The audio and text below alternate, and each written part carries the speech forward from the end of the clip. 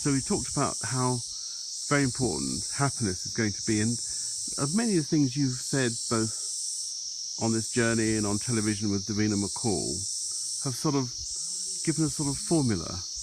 A formula. I wonder if you could sort of talk a bit more about that.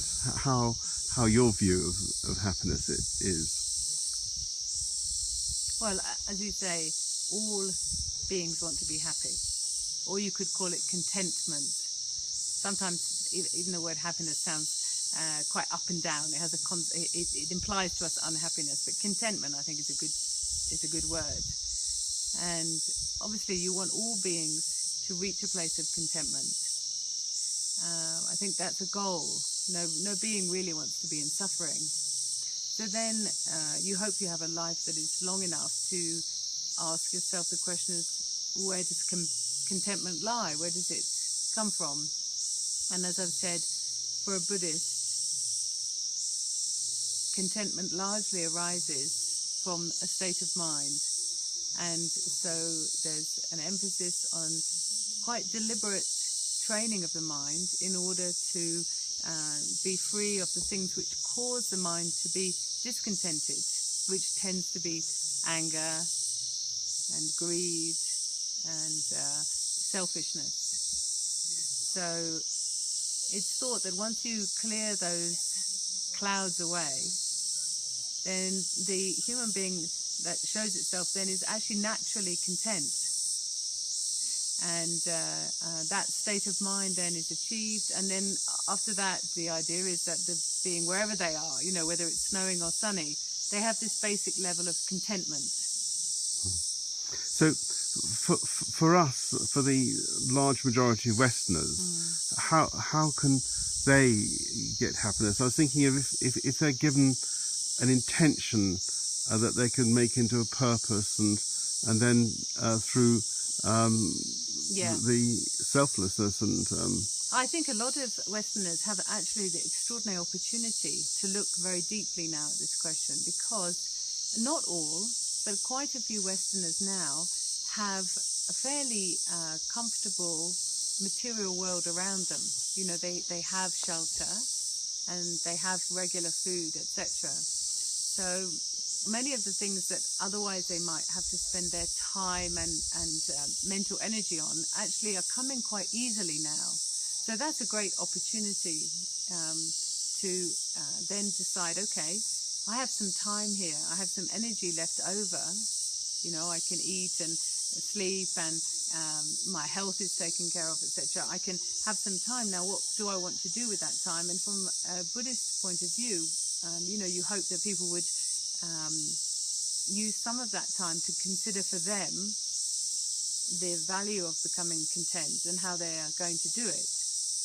And the steps to that, actually, if you look in the yogic tradition or the Buddhist tradition, in fact, I'm sure in many traditions, many spiritual traditions, actually when you look closely, you see that those traditions often provide very clear step-by-step guidance on how to do that. It's actually not a mystery. It shows you very clearly. Now, from a Buddhist point of view, we would consider developing increasing care for others, not as something which creates a burden for that individual, but as something which frees the individual from the unhappiness which comes from being very self-orientated. From a Buddhist point of view, to constantly be thinking about the self and getting what the self wants and avoiding what the self doesn't want, this creates this very unhappy mind, a very fragile mind. So part of the Buddhist path is to let go of that, and to learn to let go of that. One very easy way to let go of that is simply to generously and freely give to others, giving them your love and your time and your care. And all the time you're doing that, every hour you're doing that, then you're not trapped in this prison of always thinking about self, self, self, self, self, self, self, self, self. So that's one very easy way. And then which can be practiced in everyday life in many, many, many ways, whether it's just helping your neighbor or, being kind to somebody, kind to somebody at work, etc. From a Buddhist point of view, developing that habit of caring for others, and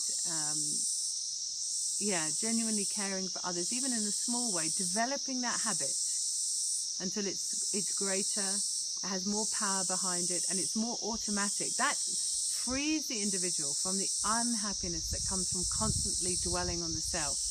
Yeah. And so even if they go into, say, Costa's, and they can give some money to a good project, or they can do something that aids someone, that sort of reminds them. Is that what you're saying? Exactly. And one of the things that I always tell people in the West is notice that you've done that. You didn't have to. You could, of course, have remained selfish. So when you get over the grip of selfishness, notice that and feel pleased with yourself. Appreciate that you did that. You are developing that habit now. Take a moment to feel good about that.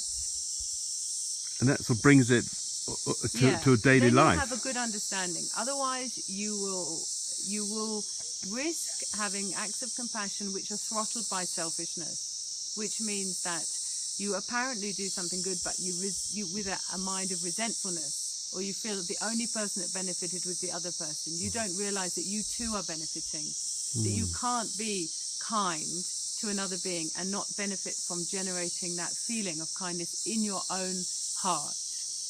Once you understand that, then when you do these acts of kindness, it's not to go, oh, I'm so great, I'm such a kind person, look at me kind of thing. It's to go, okay, this is good now.